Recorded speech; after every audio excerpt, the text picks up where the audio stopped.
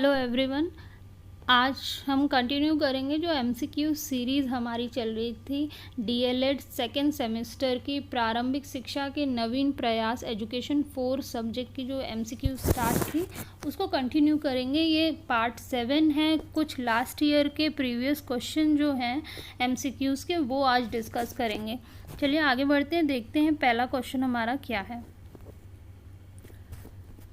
राष्ट्र शिक्षा नीति 1986 की घोषणा के पश्चात आचार्य राममूर्ति समिति ने अपना प्रतिवेदन प्रस्तुत किया था। तो इसमें पूछा गया है जो राष्ट्र शिक्षा नीति 1986 थी उसके बाद एक कमेटी आई थी आचार्य राममूर्ति समिति, उसने अपना प्रतिवेदन, अपना जो रिपोर्ट है वो कब सबमिट किया था। अब ये 1986 इसमें लिखा हुआ है तो मतलब आचार्य राममूर्ति समिति इन्होंने कहा कि उसके बाद आई थी, तो ये तो हो ही नहीं सकता 15 अगस्त 1968। ठीक है, तो बाकी ऑप्शंस हम लोग देखते हैं। 16 दिसंबर 1990 में, या 15 सितंबर 1989 में, या 6 अप्रैल 1986 में। ठीक है, तो अब इसमें कहा गया है कि 1986 के बाद आई थी आचार्य राममूर्ति समिति जो की रिपोर्ट थी, तो 1986 भी चला जाता है। बचे ये दो ऑप्शन और उसमें हमारा सही ऑप्शन है 16 दिसंबर 1990 में।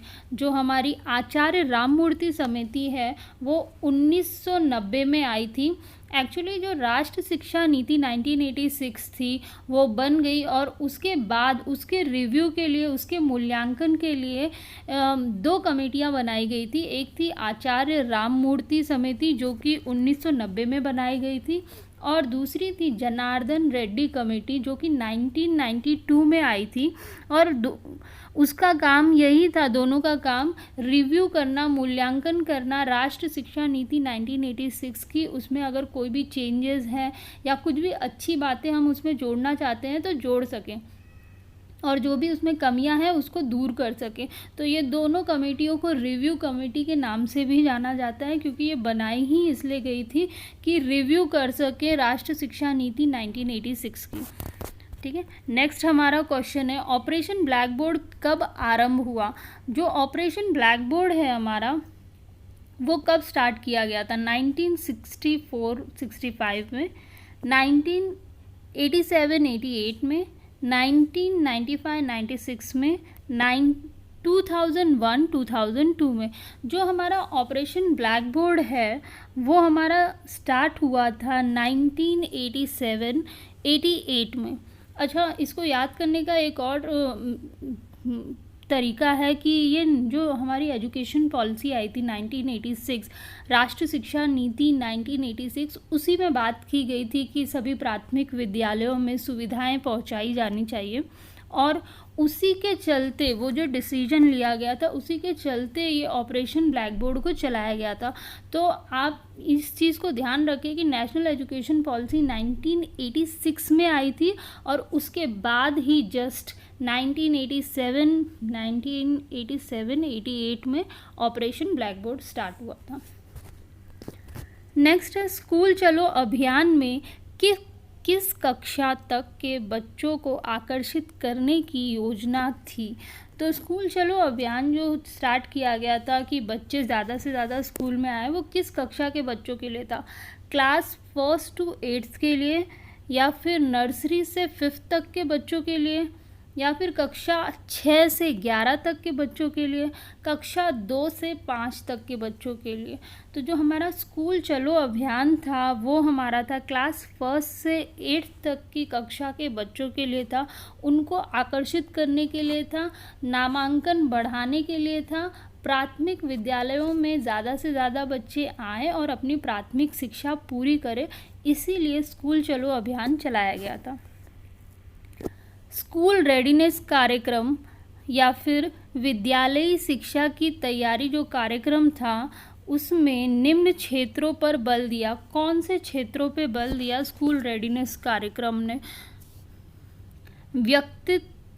व्यक्तित्व एवं सामाजिक तैयारी करने के लिए, शैक्षिक तैयारी करने के लिए मनोरंजनात्मक, सृजनात्मक तथा शाब्दिक अशाब्दिक भाषा कौशल के क्षेत्र में उसने बल दिया, या फिर उपरोक्त सभी, ये थोड़ा सा यहाँ पे मिस्टेक हो गया, उपरोक्त सभी है इसका फोर्थ आंसर। तो हमारा आंसर है उपरोक्त सभी। तो जो स्कूल रेडीनेस प्रोग्राम है, कार्यक्रम है, उसमें बच्चे का व्यक्तित्व निखारने की कोशिश करते हैं, उसकी सामाजिक तैयारी भी कराते हैं, शैक्षिक तैयारी भी कराते हैं, मनोरंजन भी बच्चे का करते हैं और सृजनात्मक तरीके से बच्चों को कई सारी चीज़ें सिखाई जाती हैं। तो ये सभी आएंगे स्कूल रेडीनेस कार्यक्रम के क्षेत्र के अंतर्गत, और इसका आंसर है फोर्थ, उपरोक्त सभी। राष्ट्रीय बाल श्रम परियोजना संचालित की गई। तो जो राष्ट्रीय बाल श्रम परियोजना है, कब संचालित की गई थी? 9वीं पंचवर्षीय योजना में, 8वीं पंचवर्षीय योजना, या फिर 7वीं पंचवर्षीय योजना, या कोई नहीं, इनमें से कोई भी नहीं। हमारा आंसर है 9वीं पंचवर्षीय योजना में, 9th 5-year प्लान में राष्ट्रीय बाल श्रम परियोजना स्टार्ट की गई थी। उसमें बात की गई कि बच्चों को कारखानों में, दुकानों में काम करने नहीं दिया जाएगा, और जहाँ पर भी लोग ऐसे मिलेंगे, पकड़े जाएंगे जहाँ पर बच्चों को काम कराया जाए, तो उनको दंड दिया जाएगा, और ऐसे बच्चों को इन कारखानों से निकालकर अच्छा जीवन यापन करने के लिए अच्छी शिक्षा दी जाएगी, रोज़गार दिया जाएगा, और उनका मतलब रिहैबिलिटेशन एक तरीके से कराया जाएगा।